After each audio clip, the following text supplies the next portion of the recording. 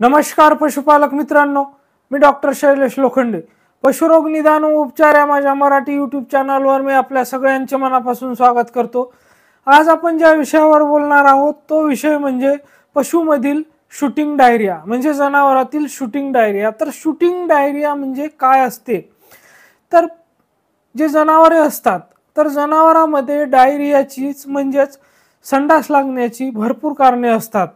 तर जसे की आपण पशुचे आहारामध्ये अचानकपणे बदल केला, त्याची क्वालिटी किंवा क्वांटिटी अचानकपणे आपण यामध्ये बदल केला तरी पशुमध्ये डायरिया होतो, म्हणजे जनावरांमध्ये डायरिया होतो. तर जनावरांमध्ये डायरिया होण्याची अशी अनेक भरपूर कारणे आहेत. तर पावसाळ्यामध्ये जनावरांमध्ये डायरिया हा एक प्रमुख लक्षण आपल्याला आढळते की ज्यामुळे जनावरांचा मृत्यू होतो. कारण डायरियामुळे, ज्याला आपण सोप्या भाषेत हगवण म्हणतो, तर त्याच्यामुळे जनावरात डिहायड्रेशन खूप लवकर प्रमाणात आणि खूप जास्त प्रमाणात होते. तर त्यामुळे याच्यावर आपल्याला त्वरित इलाज करणे गरजेचे असते.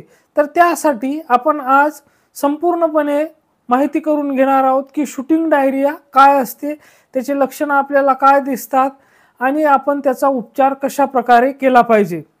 पण त्या अगोदर तुम्ही जर माझ्या चॅनलला नवीन असाल किंवा आतापर्यंत तुम्ही माझ्या चॅनलला सबस्क्राईब केले नसेल तर कृपया माझ्या चॅनलला लाईक, शेअर आणि सबस्क्राईब करा. सोबतच बेलवाल्या आयकॉनवर क्लिक करून ऑलवाल्या ऑप्शनवर सुद्धा क्लिक करा, म्हणजे माझ्या येणाऱ्या प्रत्येक नवीन व्हिडिओची नोटिफिकेशन सगळ्यात आधी तुम्हाला मिळत राहील.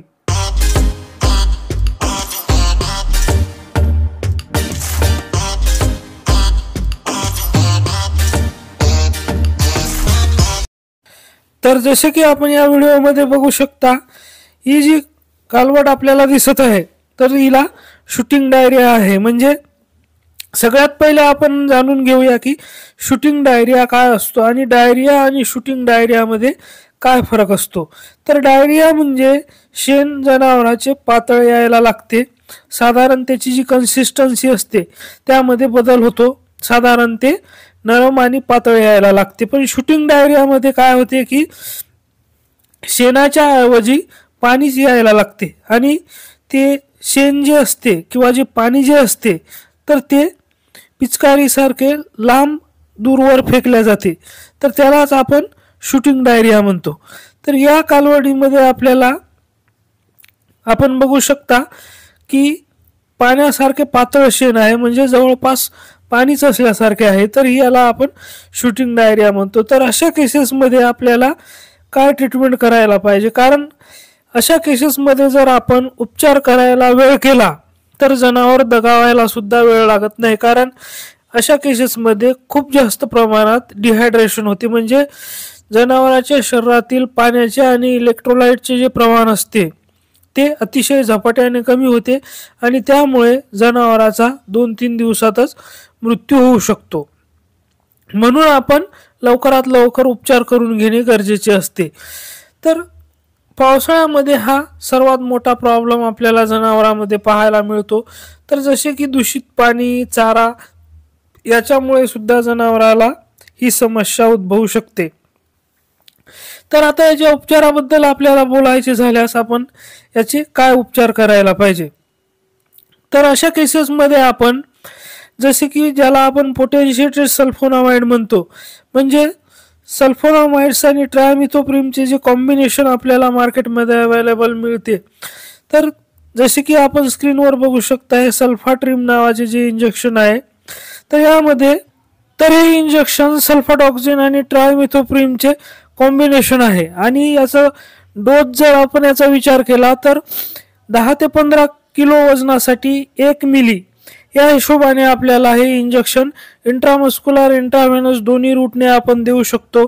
आणि हे इंजेक्शन लॉंग ॲक्टिंग असल्यामुळे याचा वापर आपल्याला फक्त सिंगल शॉट करायचा, एकदा द्यायचे आहे आणि गरज पडल्यास आपण 2 ते 3 दिवसानंतर आपण याला रिपीट करू शकतो.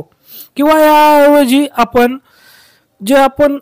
स्क्रीनवर बोलस बघत आहात, वेटरन येले बोलस, तर या बोलसचा सुद्धा आपण मोठ्या जनावरांमध्ये 2 ते 3 बोलस रोज याप्रमाणे एकदा जर आपण ह्या बोलस दिल्या तर पुन्हा आपण एक दिवस आड करून या बोलसला आपण आराम न पडल्यास रिपीट करू शकतो। सोबतच आपल्याला सगळ्यात महत्त्वाचे आहे याला IV फ्लुइड लावणे। तर जसे की DNS आणि RL या फ्लुइडचा आपण वापर करू शकतो आणि हे फ्लुइड आपण जनावरांमध्ये किती डिहायड्रेशन झाले तर या हिशोबाने आपण फ्लुइड लावत असतो। तर जसे की dehydration mild, moderate, severe, very severe असे 4 कॅटेगरीमध्ये केले जाते।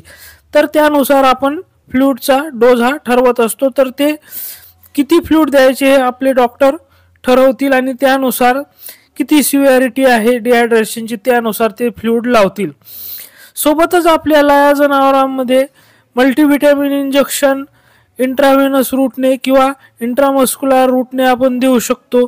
आणि आणखी विशेष म्हणजे जसे की जे इलेक्ट्रोलाइटचे पावडर आपल्याला बाजारामध्ये उपलब्ध मिळते।